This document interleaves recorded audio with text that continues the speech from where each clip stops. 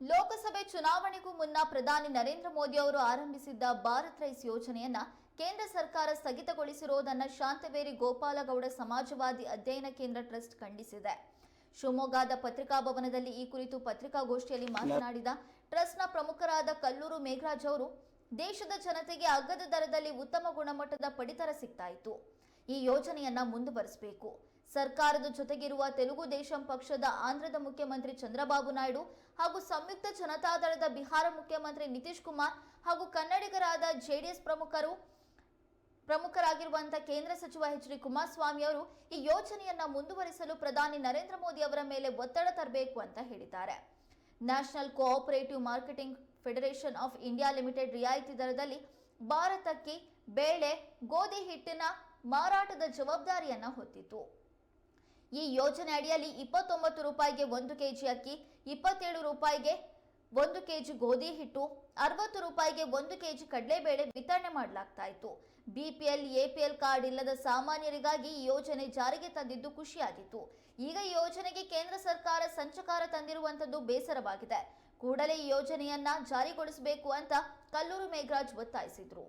ಪೂರ್ವದಲ್ಲಿ ಈ ಮೊನ್ನೆ ಲೋಕಸಭಾ ಪೂರ್ವದಲ್ಲಿ ಅಂದರೆ 2/2/24 ಕೇಂದ್ರ ಸರ್ಕಾರ, ಮೋದಿಯವರ ಸರ್ಕಾರ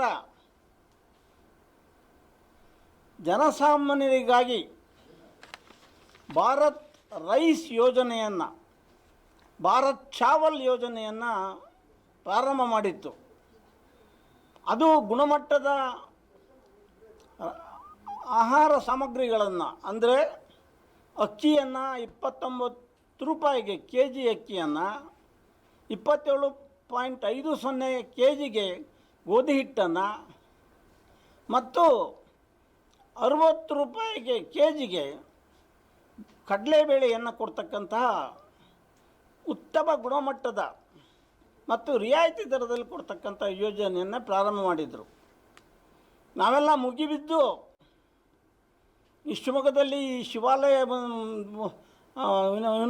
ಶಿವಾಲಯದ ಎದುರುಗಡೆಗೆ ಮೊಬೈಲ್ ವ್ಯಾನ್ನಲ್ಲಿ ಈ ಆಹಾರ ಸಾಮಗ್ರಿಗಳು ಬಂದು ನಾವೆಲ್ಲ ಹೋಗಿ ಮುಗಿಬಿದ್ದು ಕ್ಯೂನಲ್ಲಿ ನಿಂತು ಹರಸಾಹಸಪಟ್ಟು ಈ ಭಾರತ್ ರೈಸ್ ಯೋಜನೆಯನ್ನು ಪಡೆದಿದ್ವಿ.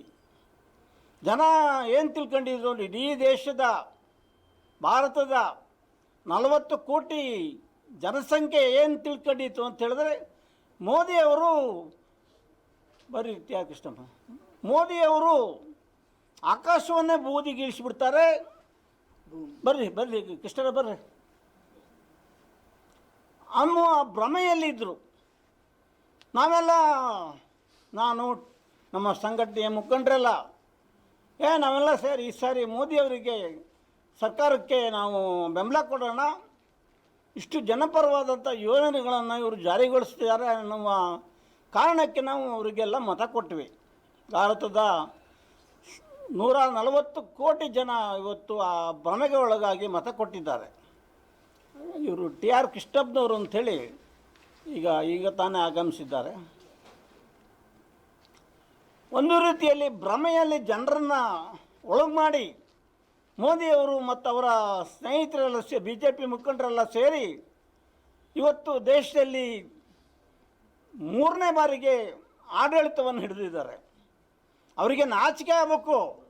10 ವರ್ಷ ಆಡಳಿತ ನಡೆಸಿ, ದೇಶದ ಆಡಳಿತ ನಡೆಸಿ ಮತ್ತೆ ಅವರು ಕೇವಲ ಟೋಪಿವಾಲ ಆಗಿ, ಮೋದಿ ಟೋಪಿವಾಲ ಅವರು ಈ ದೇಶದ ಜನರನ್ನು ಮಂಕುಬದಿಯರಿಸಿ ಮತ್ತೆ ಅಧಿಕಾರ ಹಿಡಿತಕ್ಕಂಥ ದುಸ್ಥಿತಿಗೆ ಮೋದಿಯವರು ಸರ್ಕಾರ ಹೋಗಿದೆ ಅಂದರೆ ಅದು ನಿಜಕ್ಕೂ ಖಂಡನೀಯ ವಿಚಾರವಾಗಿದೆ. ಮತ್ತು ಅದು ಇನ್ಮೇಲೆ ಇಂತಹ ಭ್ರಮನಿರಸನವಾದಂಥ ಯೋಜನೆಗಳನ್ನು ಜಾರಿಗೆಗೊಳಿಸಬಾರ್ದು, ಇವರು ಅದನ್ನು ಉದ್ಘೋಷಣೆ ಮಾಡಬಾರದು ಅನ್ನೋ ಒತ್ತಾಯವನ್ನು ಈ ಸಂದರ್ಭದಲ್ಲಿ ಮಾಡಲಿಕ್ಕೆ ಇಷ್ಟಪಡ್ತಾ ಇದ್ದೀವಿ. ಈ ಭಾರತ್ ಅಕ್ಕಿ ಯೋಜನೆ ಬೆಂಗಳೂರಿನಲ್ಲಿ ಮೌಂಟ್ ಕಾರ್ಮೆಲ್ ಕಾಲೇಜಿನ ಎದುರುಗಡೆ ಅವ್ರದ್ದು ಕಚೇರಿ ಇದೆ, ನಾಫೆಡ್ ಕಚೇರಿ ಅಂಥೇಳಿ ಆವರಣದಲ್ಲಿದೆ. ರಿಲಯನ್ಸ್ ಮಾರ್ಟು, ಜಿಯೋ ಮಾರ್ಟ್ ಸೇರಿದಂತೆ ಹಲವಾರು ಮಾಲ್ಗಳಲ್ಲಿ